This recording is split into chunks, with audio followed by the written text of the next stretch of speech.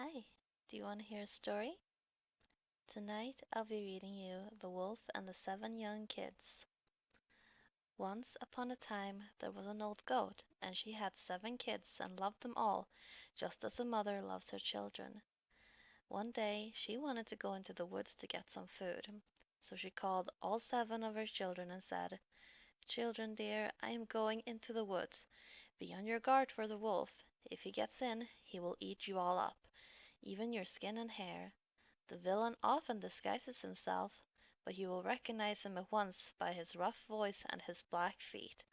The kids said, "Mother dear, we will take care of ourselves. You can go away without any worries." Then the old one belted and went on her way with her mind at ease. It was not long before someone knocked on the door and called out, "Open the door, dear children. Your mother is here and has brought something for each of you." But the little kids knew from the rough voice that it was the wolf.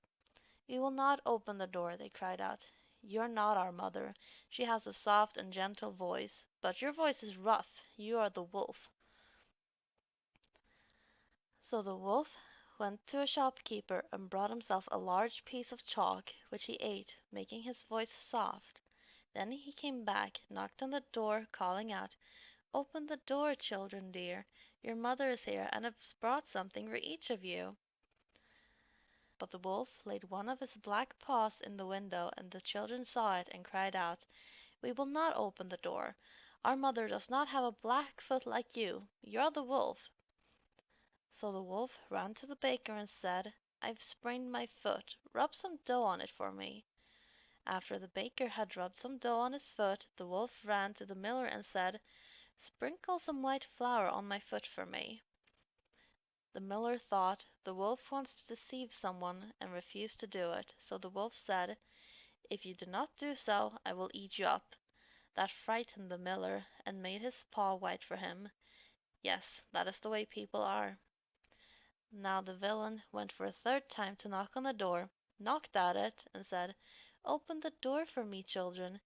Your dear little mother has come home and has brought something for each of you from the woods."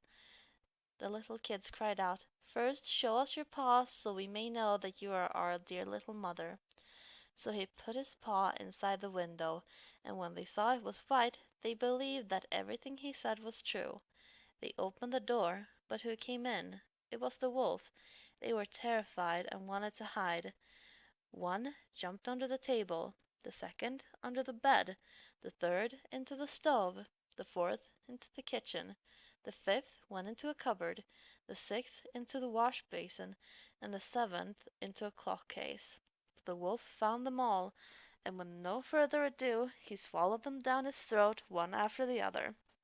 However, he did not find the youngest kid, the one who was in the clock case. After satisfying his appetite, he went outside and lay down under a tree on the green meadow and fell asleep. Soon afterwards the old goat came home from the woods. Oh, what a sight she saw there! The door stood wide open, tables, chairs, benches were tipped over, the wash basin was in pieces, the covers and pillows had been pulled off the bed. She looked for her children, but they were nowhere to be found. She called them by name, one after another, but no one answered. When at last she came to the youngest, a voice cried out, "Mother dear, I am hiding in a clock case." She took it out, and it told her that the wolf had come and had eaten up all the others. You can just imagine how she cried for her poor children. Finally, in her despair, she went outside, and the youngest kid ran after her. They came to the meadow, and there lay the wolf under the tree, snoring so loudly that the branches shook. She looked at him from all sides and saw something was moving and jiggling inside his full belly. "Good gracious," she thought, "is that possibly my children whom he swallowed down for his supper? Can they still be alive?" The mother goat sent the kid home to fetch scissors and a needle and thread. Then she cut open the monstrous pouch. She had scarcely made one cut before one little kid stuck its head out, and as she continued to cut, one after the others, all 6 jumped out, and they were all still alive. They were not even hurt, for in his greed the monster had just swallowed them down whole. Oh, how happy they were! They hugged their dear mother and jumped about like a tailor on his wedding day. But the mother said, "Go now and look for some big rocks. We will fill this godless beast's stomach with them while he is still asleep."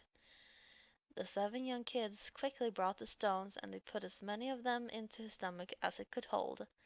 Then the mother hurriedly sewed him up again. He was not aware of anything, and never once stirred. The wolf finally awoke and got onto his legs. Because the stones in his stomach made him very thirsty, he wanted to go get a drink. But when he began to walk and move about, the stones in his stomach knocked against one another and rattled. Then he cried out, "What rumbles and tumbles inside of me? I thought it was kids, but it's stones that they be."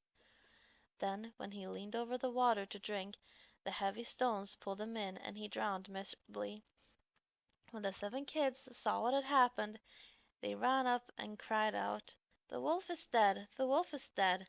And with their mother they danced around for joy around the well. This was a story that my grandmother used to tell me a lot as a kid. And I hope you've enjoyed it too, just as much as I did when I was young. Now sleep well. Good night.